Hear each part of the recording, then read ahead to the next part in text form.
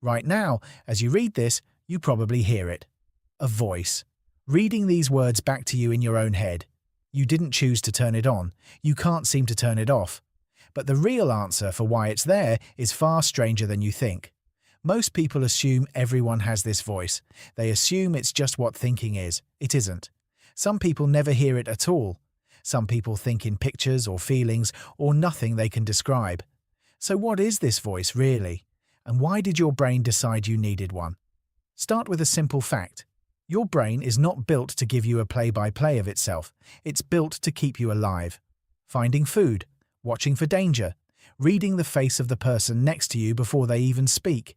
None of that requires a narrator, and yet somewhere along the way, one showed up anyway.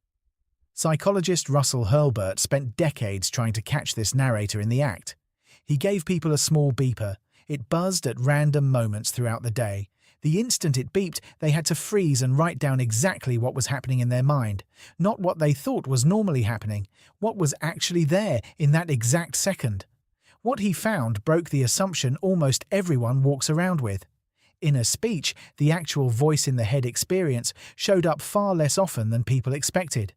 Some participants had it constantly, others almost never did. A handful had almost no inner narration at all and had simply assumed their whole lives that everyone's mind worked like theirs. Sit with that for a second. You have spent your entire life assuming your inner voice is universal. It might not be. So if it isn't universal, it isn't a fixed feature of being human. It's something added, something built, which means it had to come from somewhere. Here's where it gets stranger. Your brain didn't evolve a narrator so you could think better. Thinking works fine without one. Plenty of complex problem-solving happens below the level of words entirely.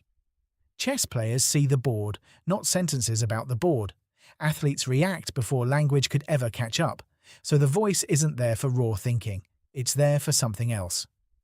Neuroscientist Michael Gazzaniga spent years studying patients whose brain hemispheres had been surgically separated, a last resort treatment for severe epilepsy. In these split-brain patients, he found something remarkable. The left hemisphere, the side that houses language, would confidently explain behaviors it had no actual information about. Show the non-verbal right hemisphere an instruction, have the body act on it, and the left hemisphere would instantly invent a plausible reason for the action. Not lie exactly. It didn't know it was making anything up. Gazzaniga called this mechanism the interpreter. Its job isn't to report the truth. Its job is to construct a coherent story out of whatever fragments of experience and behavior are available, whether or not those fragments add up to what actually happened. That interpreter never turns off. It runs constantly, quietly assembling a narrative called you.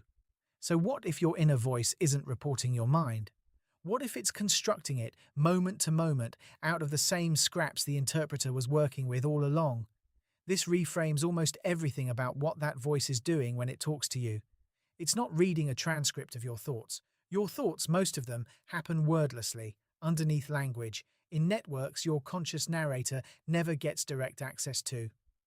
The voice arrives after the fact. It explains a decision your brain already made.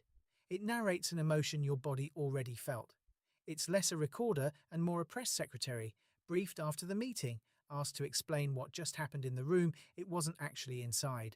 Why would evolution bother building a press secretary?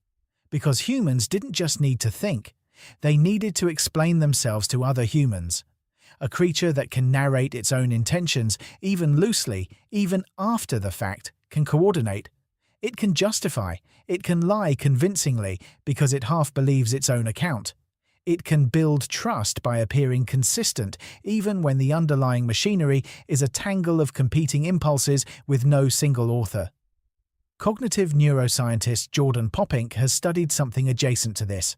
The sheer churn of unrelated thoughts moving through a resting mind, jumping from one unconnected idea to the next, far more often than people realize when they're not paying close attention. Left alone, without a task, without a story to hold it together, your mind doesn't sit calmly. It drifts, it jumps, it free associates in ways that would look chaotic if you wrote them down honestly. The inner voice's job, in part, is to smooth that chaos into something that feels like a continuous self, instead of the fragmented, associative mess it would otherwise resemble. Think about what that means for the you narrating your day right now. That steady, continuous voice insisting there's one coherent person in here, making decisions in order, for reasons, is doing real work to hide how disjointed the raw material actually is. Not deceiving you maliciously, protecting you from a truth that would be disorienting. That identity is stitched together after the fact, not authored in advance. This is why the voice can turn against you so easily. If its entire function is constructing a story, not reporting facts, then it can construct a bad one just as fluently as a good one. Anxious rumination, cruel self-talk, the 3 a.m. certainty that you said the wrong thing at dinner 4 years ago. None of that is your mind delivering an accurate transcript of danger.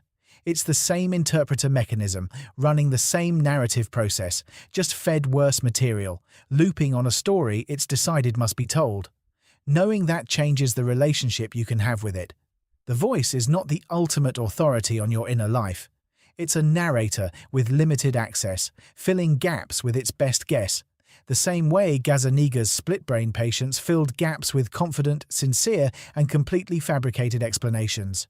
It isn't lying to you on purpose, it simply doesn't have full access to the systems generating your actual behavior, and it was never built to admit that. There's a strange comfort in this, if you let it land. The next time the voice insists something catastrophic, insists you're certain to fail, insists it knows exactly why someone looked at you a certain way, remember what it actually is. A narrator built from fragments, working after the fact, optimized for a coherent story rather than an accurate one. You are allowed to question its authority. You are allowed to notice when it's spinning a plausible tale rather than reporting a verified fact. And if you're one of the people who barely hears an inner voice at all, that isn't a deficiency either. It just means your particular brain assembles its sense of self through a different channel. Images, feelings, wordless intention, doing the same job the voice does for everyone else, just without the narration. So think again about that voice reading these words right now. It feels like it's simply relaying your thoughts, transparent, immediate, obviously you. But it's closer to a live commentator, working from a partial replay, confidently filling in whatever it can't actually see. It was never reporting your mind, it's been building it, one sentence at a time, for as long as you've been listening.